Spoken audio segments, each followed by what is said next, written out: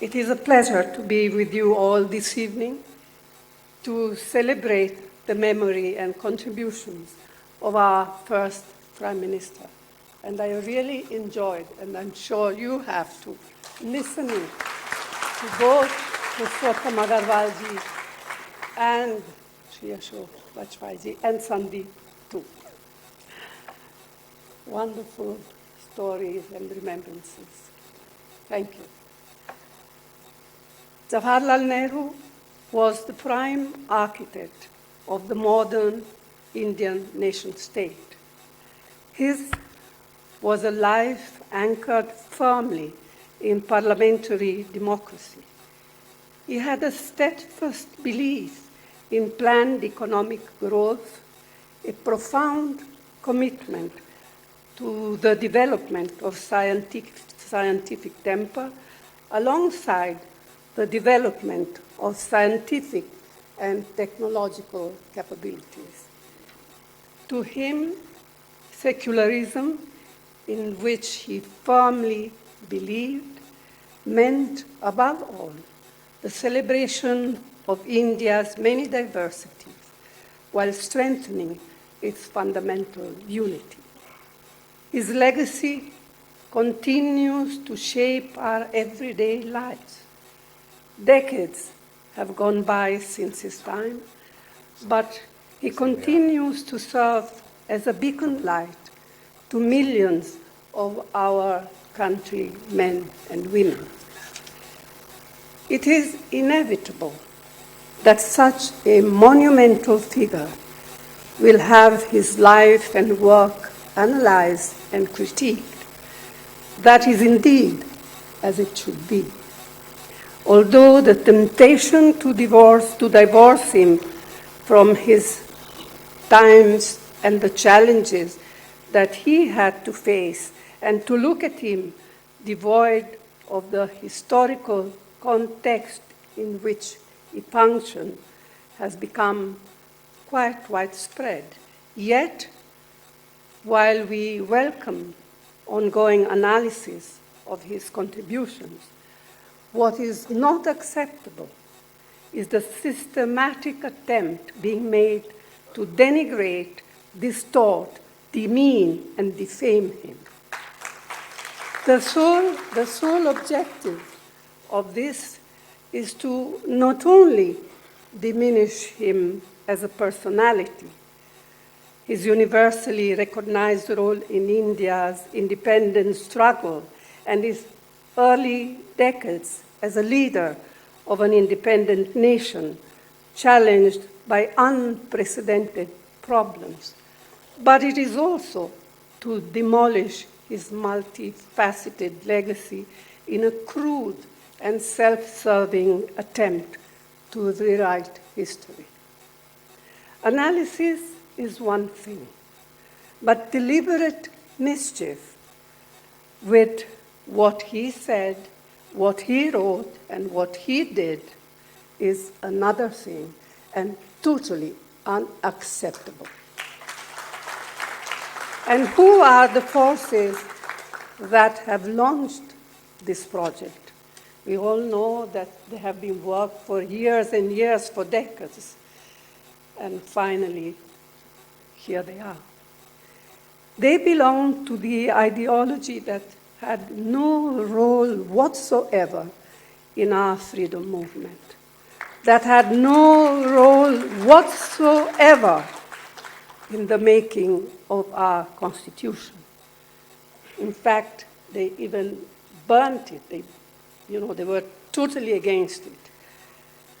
It is an ideology that long ago fanned an atmosphere of hate that ultimately led to the assassination of Mahatma Gandhi. His killers today continue to be glorified by its adherents.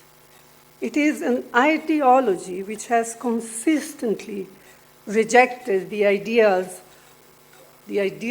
of our founding fathers. It is an ideology with a bigoted and viciously communal outlook.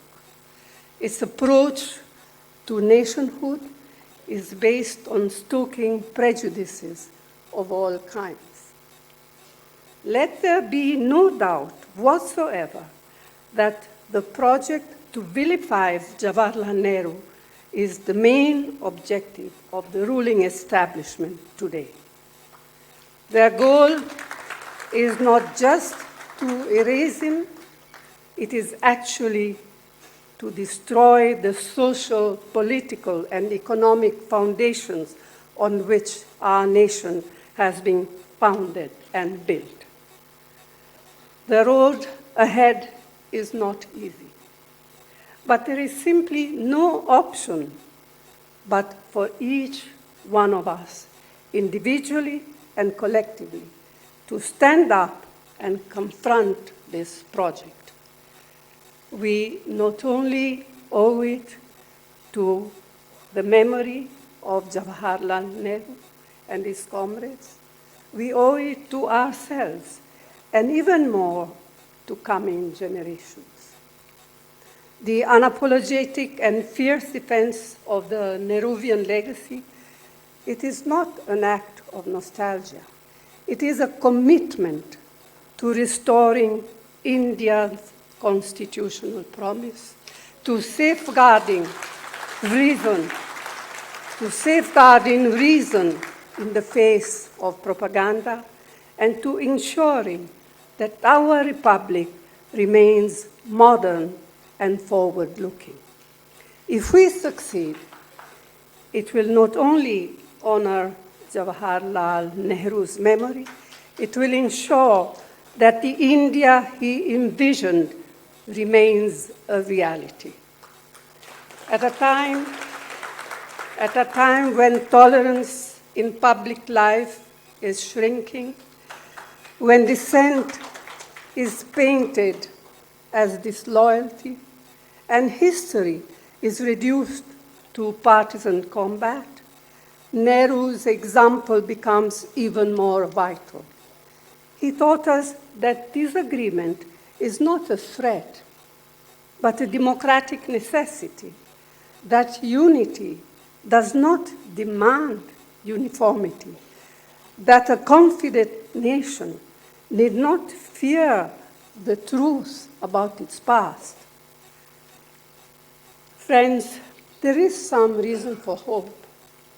Last month, the Jawaharlal Nehru Memorial Fund also launched an archive which can be accessed to nehruarchive.in.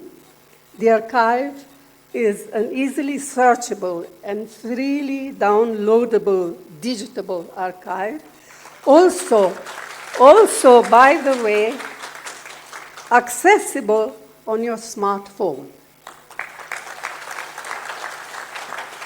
At present, it covers the 100 published volumes of his selected works covering the period 1903 till the day before he died. The archive will continue to get expanded. So there it will be for you all to access anytime you want to know something about what he said, about what he wrote, or what he did. So Sandeep Dixit's initiative, which has brought all of us all here this evening, is another sincere attempt to take on this challenge of rescuing Nehrus from the web of deception. And we need many, many more such initiatives across the length and breadth of our country. I will end by congratulating Sandeep and his team and wishing him and his colleagues the very best in their endeavors. Thank you all. Jai Hind.